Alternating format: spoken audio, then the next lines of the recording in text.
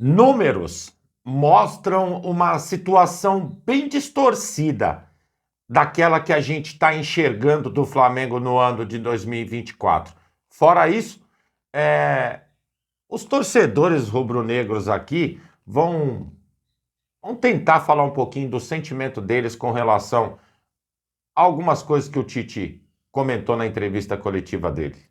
Fala galera rubro-negra, estamos chegando com mais um vídeo aqui no canal Camisa 10 da Nação.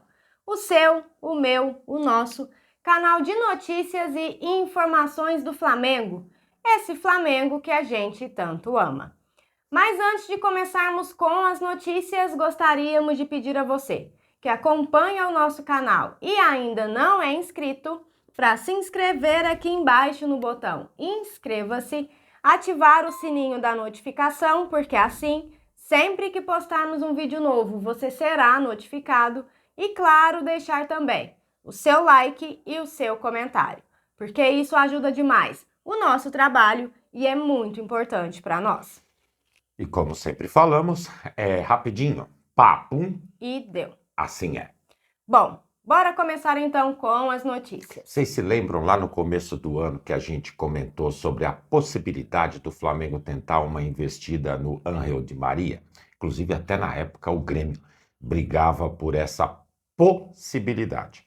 No Benfica, ele só vai trabalhar até o meio do ano, isso já é claro. Mas porque o jogador não quer, que apesar da idade, quem não quer Ángel Di Maria? É craque, joga muito, mesmo com a idade já avançada. Mas David Beckham do Inter Miami e a companhia de Messi faz com que o jogador esteja muito próximo de assinar com o Inter Miami. E assim, possivelmente, vai encerrar a carreira nos Estados Unidos. Isso porque ele tinha o intuito de ir para a Argentina defender o time que o formou para o futebol. Mas, depois de ameaça que a família sofreu até pela volta de Ángel Di Maria, coisa que sinceramente nem me aprofundei muito na história, ele decidiu não optar por essa situação e vai fechar com os Estados Unidos. Boa sorte ao jogador. Gostaria muito de ver com a camisa do Mengão. Acho que todo mundo gostaria, né?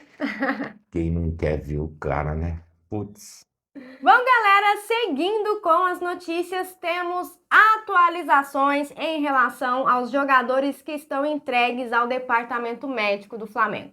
O Mengão se reapresentou no Ninho do Urubu na tarde de ontem. Vinha, que sentiu a posterior da coxa, e Nico de la Cruz, que sentiu dores na panturrilha, foram reavaliados pelo DM. E nesse primeiro momento, a dupla não preocupa para o jogo de amanhã diante do Bragantino. Os dois, inclusive, ontem fizeram o planejamento normal e ficaram na academia fazendo trabalho regenerativo com os demais jogadores que foram titulares na partida de quarta-feira.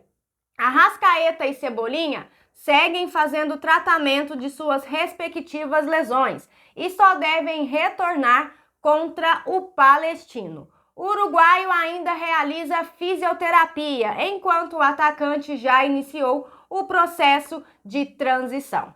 Já o Eric Pulgar é outra ausência para amanhã, amigos, infelizmente. Ele segue em recuperação das dores que vinha sentindo no tornozelo e, como já informamos, o tempo estimado dessa recuperação é de mais de 2 semanas.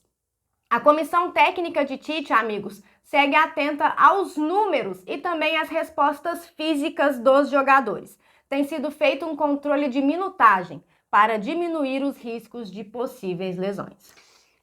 Vamos pegar cada um desses jogadores? Primeiro, Eric Pulgar.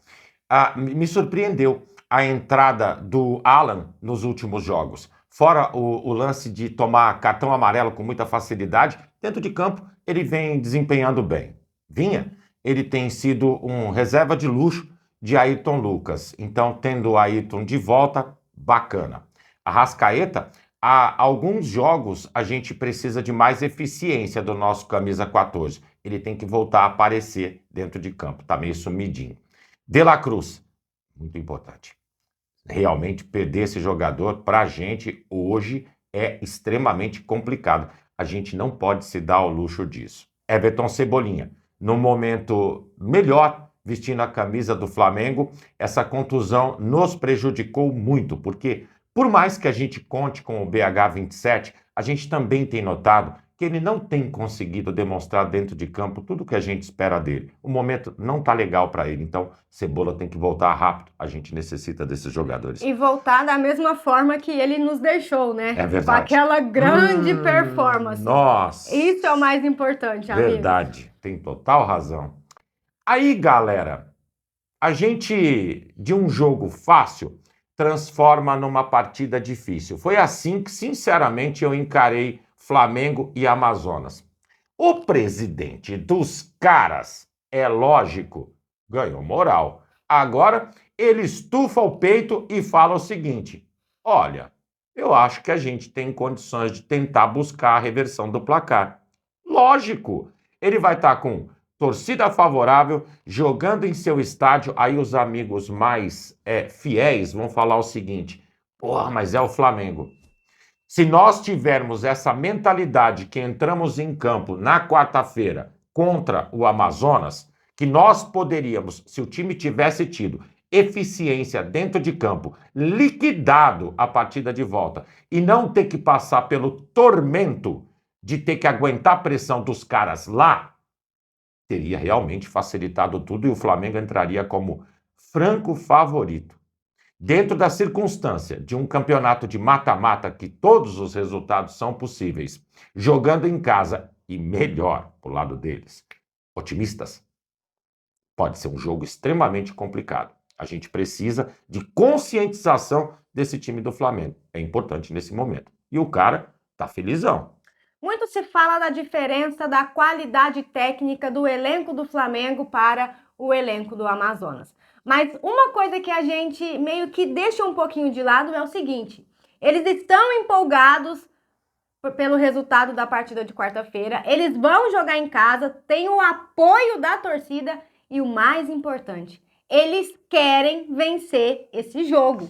Você quer 2 pontos que ele colocou na entrevista dele? O primeiro foi falando o seguinte, que o Amazonas poderia ter saído com o empate por chance que perdeu. E segundo, conseguiram só perder de 1-0 de um time tão robusto quanto o Flamengo. Isso tudo faz com que realmente acenda aquela luzinha lá no final do túnel e eles comecem a vislumbrar um sonho diferente. Flamengo, abre o olho. Aí, galera, depois daquele soco que a gente levou no domingo, 11 horas da manhã, e mais outro que a gente também acabou tomando na quarta-feira, 9h30 da noite, a gente hoje, com a cabeça um pouco mais fresca, começa a analisar algumas coisas do que o Tite falou na entrevista dele. Primeiro, ele disse em respeitar o torcedor que xingou, gritou, falou até palavras que talvez não fossem necessárias ser ditas. E, amigos, a sensação que nós temos é que a frustração de quem anda indo aos estádios assistir jogos do Flamengo, assim como nós, que estamos aqui muitas vezes do outro lado da telinha só acompanhando que o Flamengo deixa de produzir dentro de campo, é de frustração e muito grande. É uma tristeza quando a gente vê o nosso time dentro de campo não apresentar o que dele se espera. Não ter conjunto, não ter toque de bola, não ter jogada. O que esses caras ensaiam durante a semana inteira de treinamento?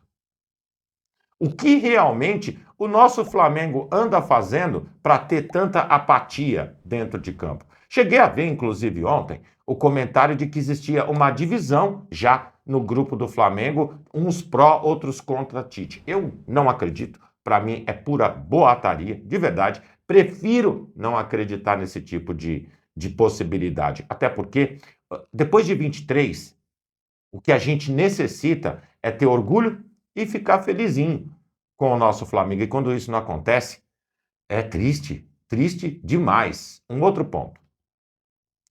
Ele falou sobre a ansiedade do retorno de jogadores, de peças importantes para o Flamengo. Essa argumentação, ela vai totalmente de encontro ao que ele fez. Isso me deixa puto da vida. Porque quando tínhamos a oportunidade de ter o elenco todo à disposição, ele resolveu poupar. Quando a dor veio na carne, ele argumenta que o time precisa voltar. Os jogadores têm que sair do DM. Aonde está a coerência nessas palavras? Pra mim, ele tá dançando conforme a música. Eu também acho. É muito texto gravado, é muitas frases de efeito, mas prática dentro de campo, nada. Nada mesmo. Vocês querem ver os números? A Ju preparou um trabalho bem legal para demonstrar para vocês o que a gente está acabando de contar. A gente vê muitos comentários por aí de, não sei se é críticos ou se é alguns torcedores muito mais otimistas, que falam o seguinte: gente, mas vocês estão reclamando por quê?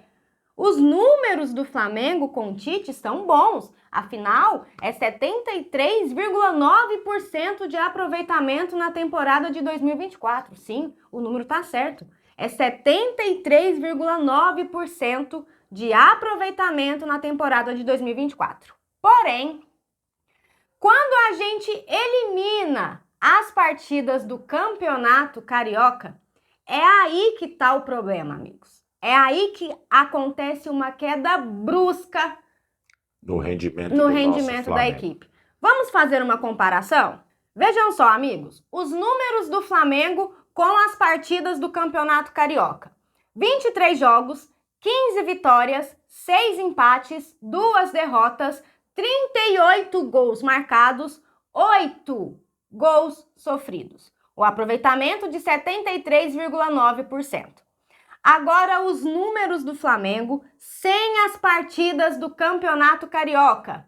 8 jogos, 4 vitórias, 2 empates, 2 derrotas, 9 gols marcados e 7 gols sofridos. Um aproveitamento de 58,3%. Desses números que eu passei para vocês, um ponto negativo chama a atenção. O Flamengo sofreu 8 gols na temporada de 2024. 7 desses 8 foram fora do Campeonato Carioca. Na última coletiva, o Tite admitiu que o Flamengo agora precisa focar em trabalho, trabalho e trabalho. Agora, A pergunta que fica é exatamente essa: o porquê somente agora? quando a gente várias vezes falou no canal que nós não estávamos entendendo as atitudes que a comissão técnica estava tomando com relação a poupar elenco ou o péssimo futebol que o Flamengo começou a apresentar nos últimos jogos, vinha exatamente de encontro aos números. Pô, a gente quer ganhar tudo, mas se você for pegar Campeonato Brasileiro, Copa do Brasil e Libertadores, Campeonato Carioca, o que você prefere ganhar? Não vão me falar que vocês querem Campeonato Carioca, que eu sinceramente não vou acreditar. Pra gente é só mais números. Não significa nada, é início de temporada. Campeonato regional, ele é preparatório. Tem que ser entendido isso. Para as grandes competições. E nas grandes competições, o número de 58,37, eles arrebentam com qualquer estatística positiva que havia sido produzida antes. É por isso que a gente bate na tecla. Não tá bem. Não é bom. Cadê a Gana? Complicado, amigos. Bom, galera, e essas eram as notícias que tínhamos para vocês agora pela manhã. Lembrando, você que é novo no canal e ainda não é inscrito, dá uma forcinha pra gente, botão aqui embaixo, já se inscreve, deixa o seu like, o seu comentário, compartilhem pra geral, porque vocês sabem, juntos somos mais fortes. Muito mais fortes, amigos. Pessoal, fiquem bem, um excelente dia a todos vocês, um grande abraço e até o próximo vídeo. Amigos e amigas. Tchau, tchau.